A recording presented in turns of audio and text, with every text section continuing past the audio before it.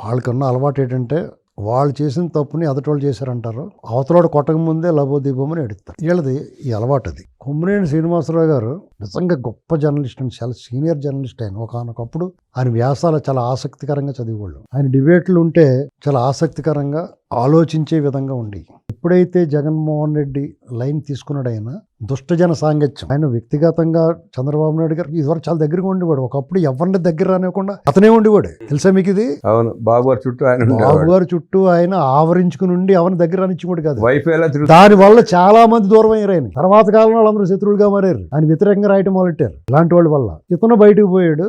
బయటికి పోయి వాళ్ళు ఏదో కోరుకుంటారో అది జరగనప్పుడు చంద్రబాబు నాయుడు గారు ఎవడడితే ఆడికి ఏది పడితే అది చేయడు. ఎప్పుడు చేయాలనుకున్నాడో అప్పుడు చేస్తాడో. అంతవరకు రూల్ బ్రేక్ చేసి అది దాటి పని చేసి పెట్టమంటే చచ్చిన చేయడండి. ఇది అతను ఏ బాధ ఉందో ఏముందో ఎన్టీవీ నుంచి ఎన్టీవీలో ఉండగానే వ్యతిరేకంగా ఎన్టీవీ యజమాని కూడా అలా మాట్లాడుతూ ఉంటాడు. ఇప్పటికే చూపిస్తూ ఉంటారు టీడీపీకి వ్యతిరేకంగా.